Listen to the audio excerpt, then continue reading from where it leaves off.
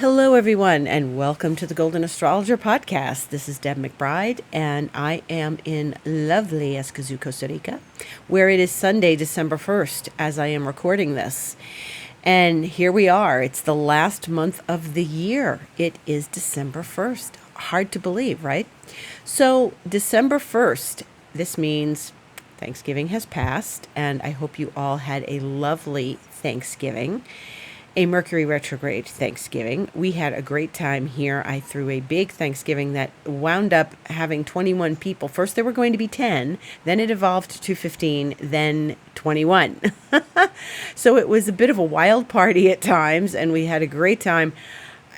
You want to talk about Mercury retrograde experience. Okay, so now this was the first full week of Mercury retrograde, and my Mercury retrograde experience was that in Escazú, they were doing repairs and the water went off and they had to shut the water off. So Tuesday morning, I got up and there was no water, but I had made preparations the night before and filled jugs and gallons and things with water.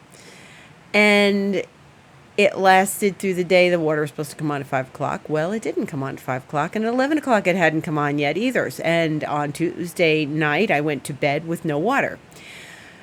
Wednesday morning, I got up and I just knew there wasn't going to be any water. And there was no water the entire day. Okay, so here I was showering across the way at my friends here. They didn't have water on Tuesday as I didn't, but theirs came back on. And just even over the footbridge, that's the thing here. It's two different neighborhoods.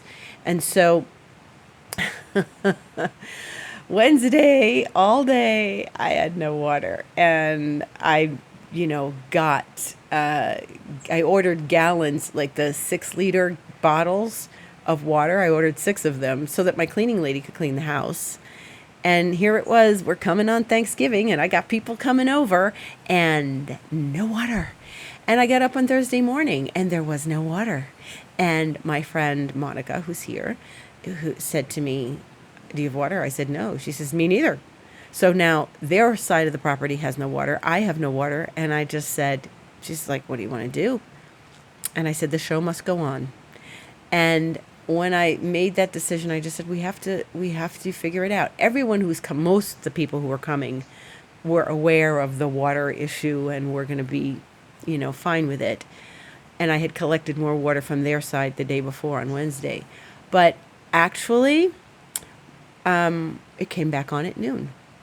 And that made all the difference. Then Monica came over here and showered because hers didn't go back on at noon. Mine did. And so I was showering at her place. She's showering at my place.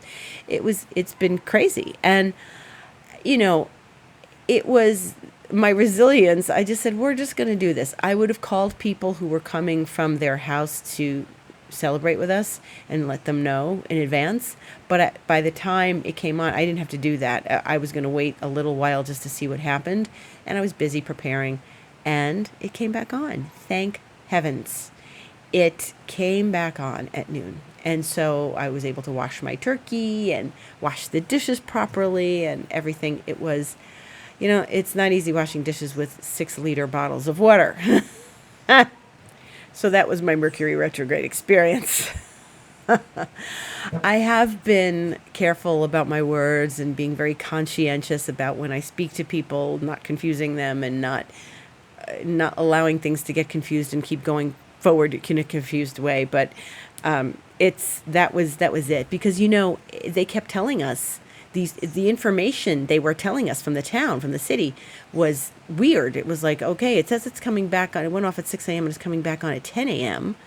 But it didn't come back on at 10 a.m. It didn't come back on at 5 p.m. when they told us that on Tuesday. They kept putting these time stamps on it and nothing was happening. So no one knew what was happening. It was a real lack of information. And I think maybe because the repairs went on for so long, that's why they couldn't really share the information. There was nothing to really share. Or they knew it and they just didn't want to tell us. Oh my goodness.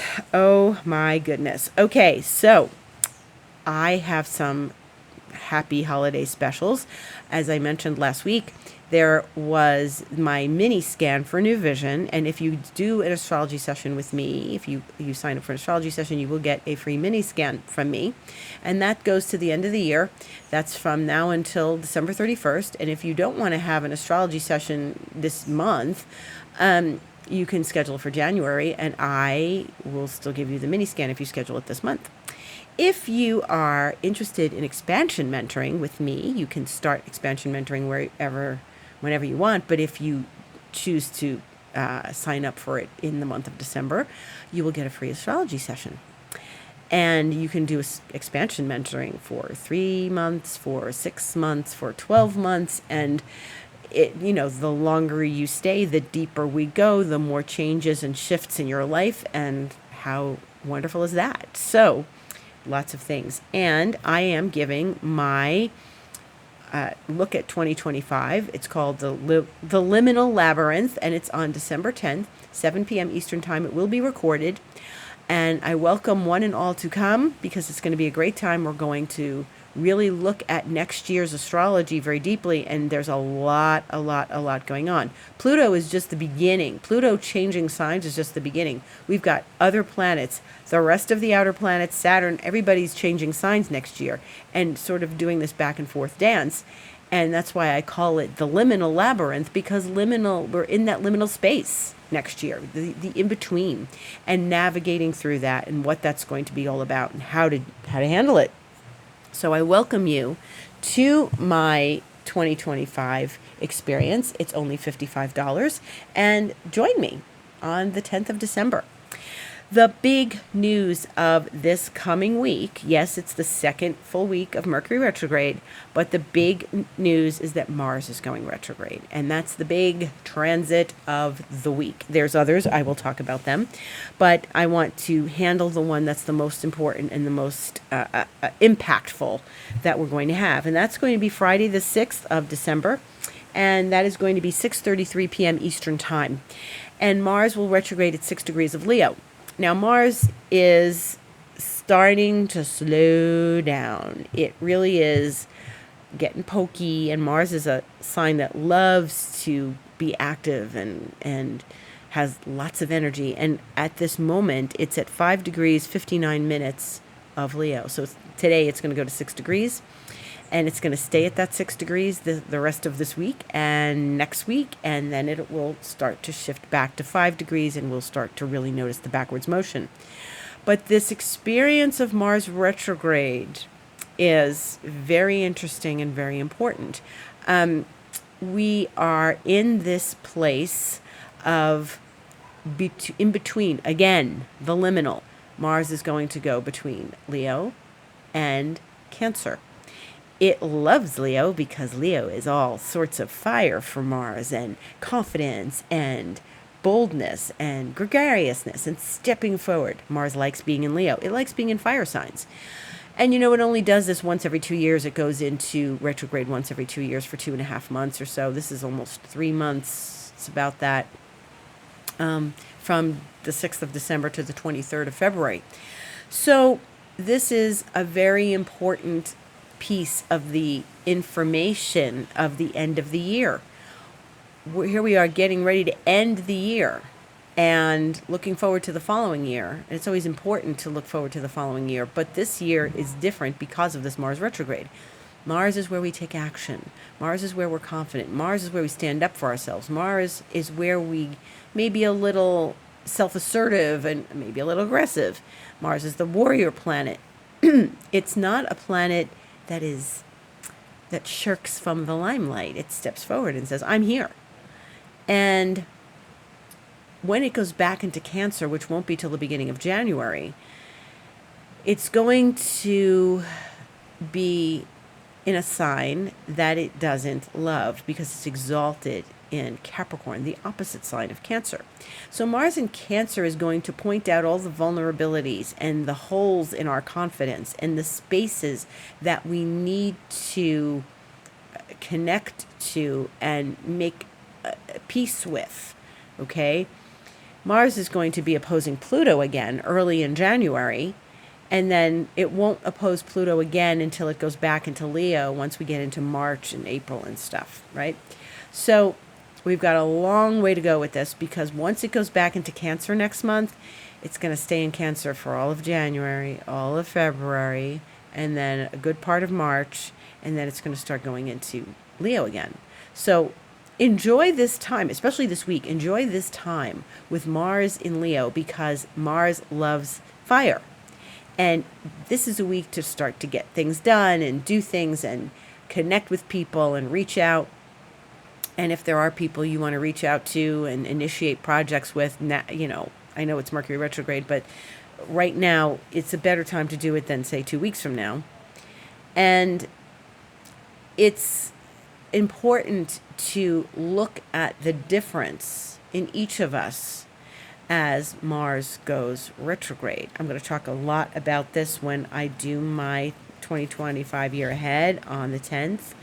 And I'm also going to talk about the experience of the Mars, changing signs again next year, because it is part of the whole grand plan of next year. But in the meantime, in December, we're going to have Mars and Leo the whole time. So it allows us to get a good grip on our confidence, on our creativity, because Leo's the creative one. Leo loves creativity. Our kids, Leo is about children.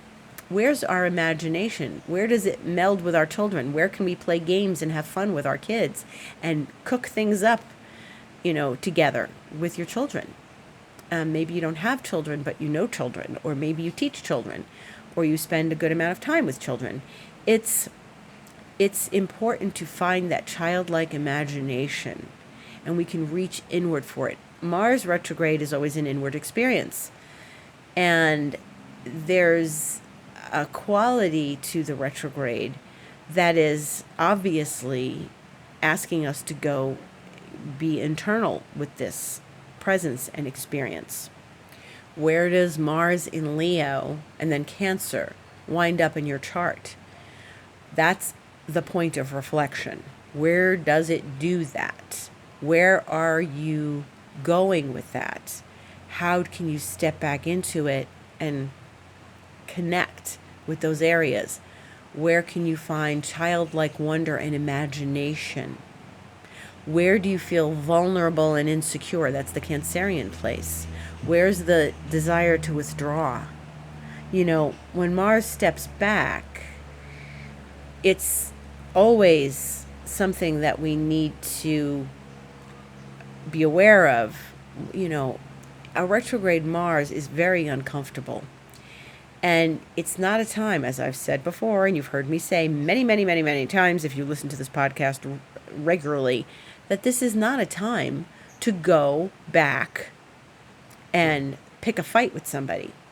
It's not a time to start arguing with people and initiate a war.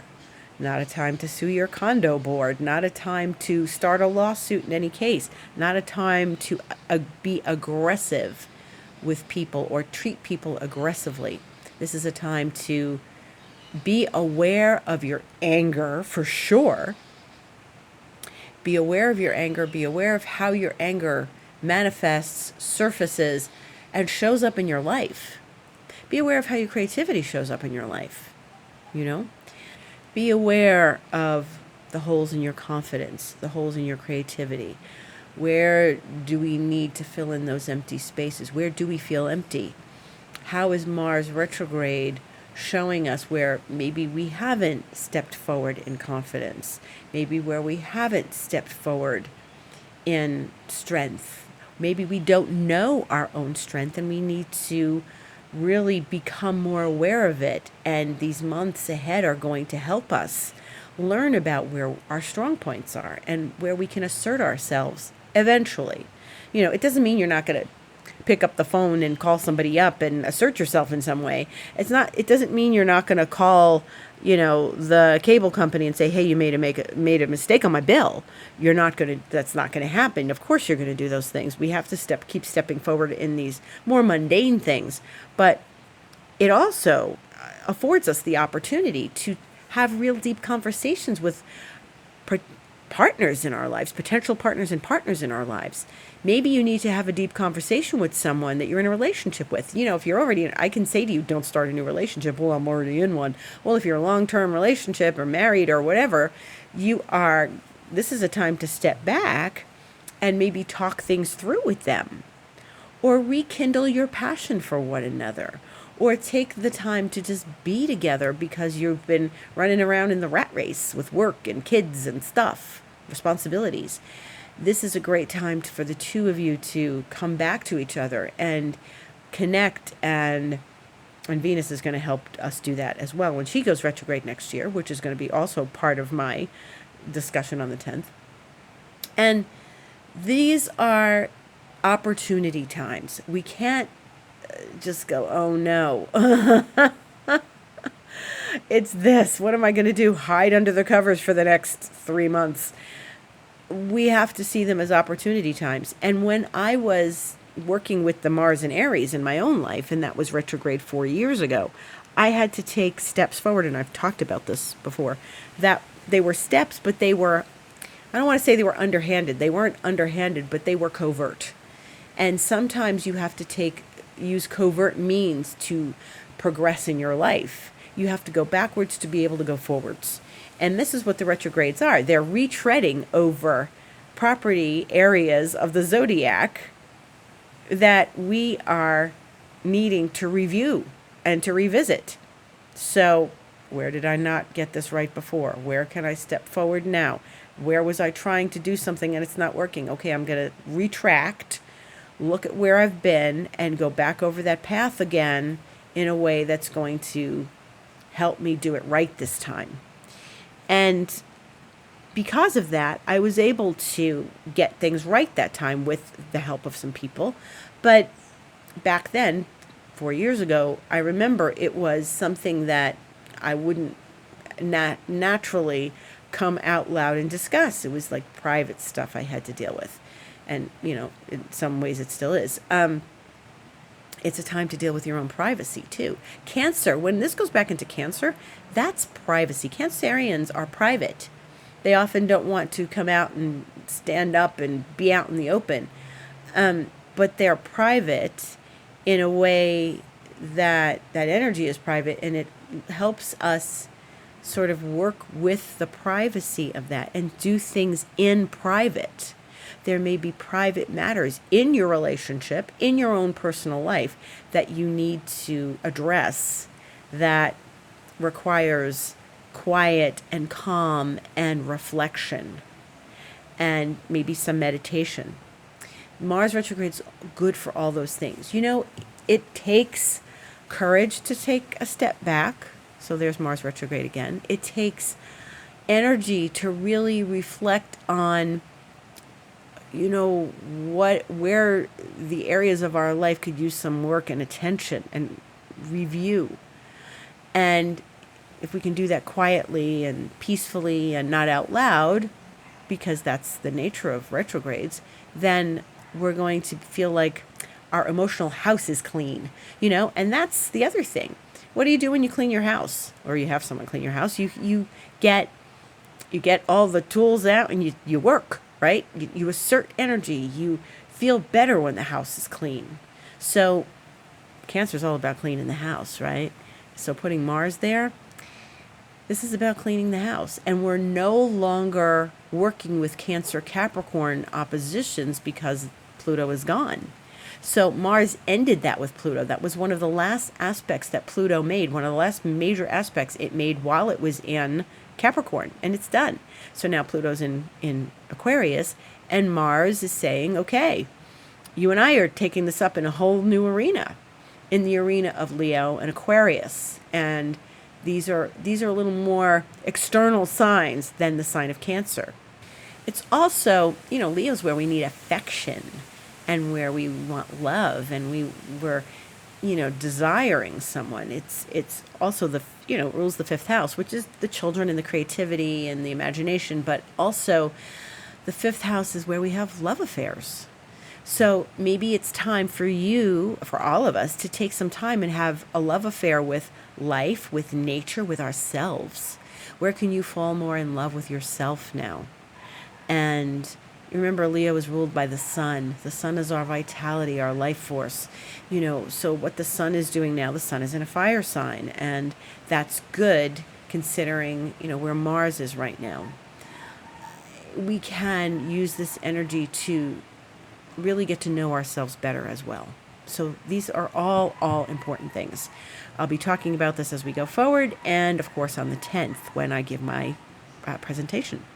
So we know that we had a nice new moon the wee hours of this morning and last night, depending on where you live. But it's mostly really the Pacific time zone, and like Hawaii, Alaska, they were having this new moon yesterday. And the rest of us really had it wee hours this morning, or if you live in Europe or further east, you had it today sometime. And the new moon was in Sagittarius, and it was a wide opposition to Jupiter. So there were probably some realizations, probably some expansions, some things where we gained new knowledge. And the moon now, which is past the sun, is on its way to greet the Mercury retrograde. And they are both very closely opposing Jupiter. And that's a very nice way to end this new moon. It's like, well, we're going to really oppose Jupiter now and open up and see things. Like, this is a great time, take your Sunday and do a little meditation, a self-exploration walk, just spending time opening up to thoughts and ideas that are sitting inside waiting for you to notice them, okay? And this Jupiter aspect can really help us see the light, even though, the light comes back now. The moon is past the sun. The light comes back now. And Jupiter and the moon opposite are showing us more light, more perhaps breakthroughs, perhaps acknowledgments, perhaps ideas about what is coming up for us in these next few days and weeks, and where we can expand in our lives.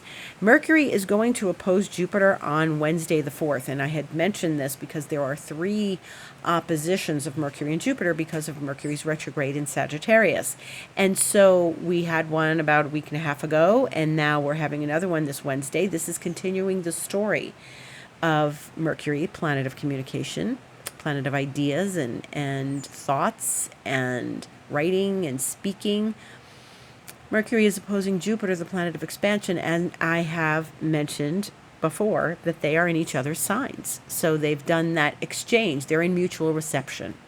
They are working together. So the moon is going to highlight that today. The moon is going to sprinkle some moon dust on this aspect of Mercury and Jupiter, because they are essentially in opposition. They'll be exact Wednesday. And so this is a beautiful time to really notice and acknowledge the places that are good for you in your life. This is a good time to open to fresh ideas and self-awareness in a way that maybe you didn't have a few weeks ago.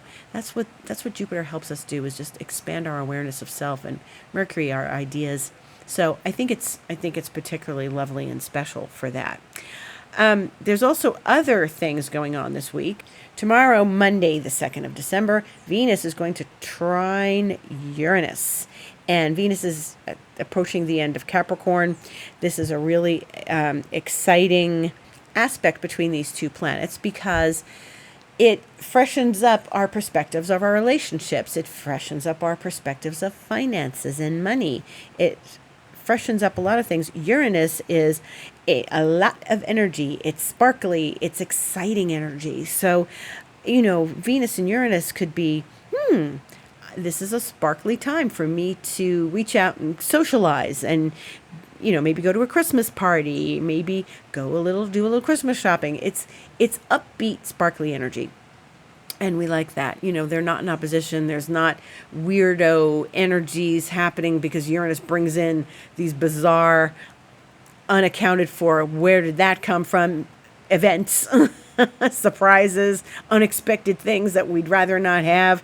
So this is a good aspect. We like this.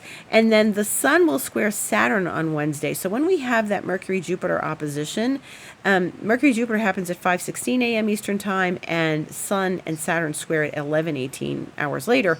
But, there is a bit of this new moon having squared Saturn, and now the sun is reaching that point of square with Saturn. So like the events of the new moon may close on Wednesday. So you may feel like the energy of it hanging in the air a little bit until the sun and Saturn square each other, and that's always happens a couple times a year.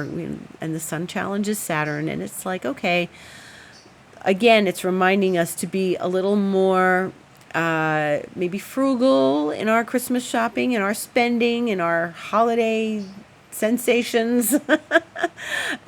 Just be aware of it. Just be aware of that. And don't get bummed out. Spend time with friends. This is a time to socialize. It's a social event at this point. December is always a social month. Don't get kind of like, well, I'm alone and I don't know how I'm spending Christmas. Make sure you reach out to people and extend yourself, even if it takes a little work. Saturn often requires that, okay? The point in Mercury retrograde where the sun meets Mercury and they sort of catch up to one another is Thursday the 5th, and that will happen at 9:18 p.m. Eastern Time. Mercury and the sun will come together. This happens every Mercury retrograde. Mercury retrogrades back, greets the sun, and usually at the halfway point of the retrograde, which it will be at that point on the 5th. And we reconnect, we think about things a little more deeply. The sun highlights Mercury.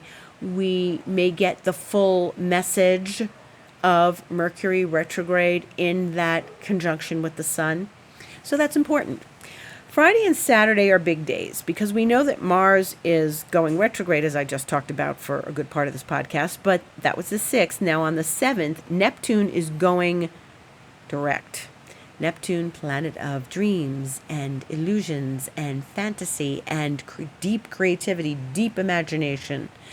It's interesting that they're not really an aspect to one another. They're not an aspect to one another, but both planets are doing a dance. So there's a bit of a shakeup next weekend, Friday and Saturday, as Mars goes retrograde Friday, Neptune goes direct on Saturday, and it's good. Another outer planet is going direct. So this is we're going to learn some things about our experiences of the last 4 or 5 months. We're going to sort of come out of the fog a bit. And Neptune, as it goes direct on Saturday, now it is full speed ahead to Aries. It's going to go into Aries next year. I'll save those details for the Wednesday the 10th. Yes, Aries. Neptune is headed towards Aries. So this is a big, big step. Remember, back in 2022, when I said, okay, Pluto's going direct, when Pluto went direct, and it was headed straight for Aquarius in March of 2023 for the first time. This is the first time in any of our lifetimes we're going to experience Neptune in Aries. Strange combination of energies. Very interesting, very different. So that's important. This is an important direct station of Neptune. It's not staying where it is. It's going to move. Big steps. The other thing is that Venus is going to enter Aquarius on Friday the 6th. And so we've got Mars going retrograde and Venus going into Aquarius at 10:13 p.m. Pacific time, and it's 1:13 a.m. on Saturday morning Eastern time. And shortly after that, at 9:08 a.m., Venus will conjunct Pluto in Aquarius, like she did at the very beginning of this year back in January. Venus and Pluto will conjunct in Aquarius. So this is a big aspect, because this is now we're getting into some new energies where the inner planets are all going to be conjuncting Pluto like they did early this year, and how they really work together in this new realm, in this new paradigm. Venus about friendship and communities and groups and how meaningful they are to us, and bringing it with Pluto and the depth of our communities. Do you have a community? Do you want to be in a community? Do you shy away from communities? What is your relationship, Venus, with having a community in your life? And, Venus Pluto is always that, theme of the triangle. It's always that Persephone myth that kind of comes in and sneaks under our gaze. And it's like, oh, yeah, if you notice triangles in the news, in your friends' lives, in your life, there's that, don't tell her I said this energy. And there's that, okay, but I've got a partner, I can't see you energy, that kind of triangle.